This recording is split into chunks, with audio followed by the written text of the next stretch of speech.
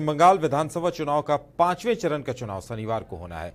चुनाव को लेकर तमाम तैयारियां पूरी कर ली गई हैं। सिलीगुड़ी शहर के सिलीगुड़ी कॉलेज में चुनाव अधिकारी चुनाव सामग्रियों को लेकर अपने अपने बूथों की तरफ रवाना हो चुके हैं। चुनाव के मद्देनजर दार्जिलिंग और जलपाईगुड़ी जिले में सुरक्षा के व्यापक इंतजाम किए गए हैं।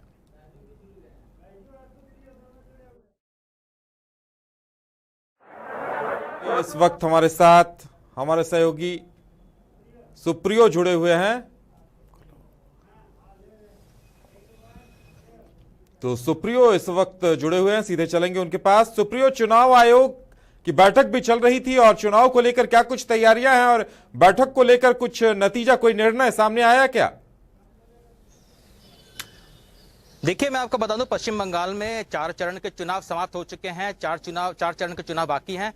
5वें चरण का चुनाव कल है, यानी शनिवार को है, जिसके चलते पश्चिम बंगाल के पूरे देश में जिस तरह कोरोना की महामारी फैल रही है, हर तरफ पश्चिम बंगाल में ज्यादा कोरोना का प्रकोप देखने को मिल रहा है, जिसके चलते चुनाव आयोग ने ये फैसला लिया है कि सभी राजनीतिक दलों के साथ बैठकर कोरोना से लड़ने के लिए किस तरह से बैठक की जाए। जिस तरह की रैलियां हो रही हैं विभिन्न पार्टियों द्वारा अलग अलग जगहों पे, ऐसे में कोरोना का खतरा बढ़ता जा रहा है, जिसके लिए आज एक सर्वदलीय बैठक हुई थी। सभी पार्टी के लोगों को बुलाया गया था, जिसमें टीएमसी, बीजेपी, जेडीयू और विभिन्न पार्टियों ने हिस्सा लिया था।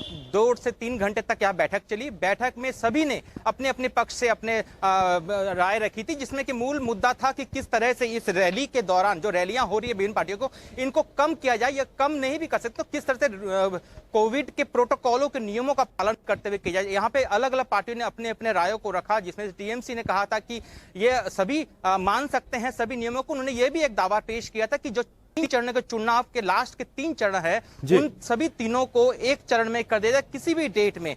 अब ये चुनाव आयोग ये फैसला लेगा, लेकिन कल जिस तरह की अटकलें उठ के आ रही थी कि तीनों चरण के चुनाव तीनों दिनों में ही होंगे, ये चुनाव आयोग से बता दिया गया था। फिर भी आज तृणमूल ने चुनाव आयोग के सामने अपना एक पक्ष रखा कि जो लास्ट के जो 3 चरण के चुनाव है उनको किसी एक दिन में तय फिक्स किया जाए, जिससे कि कोरोना के महामारी को रोका जा सके। दूसरा मुद्दा उन्होंने यह रहा था कि जिस तरह से चुनाव आयोग कोरोना प्रोटोकॉल का नियमों का पालन करा रही है, उसे पूरी तरह से अमल किया जाएगा।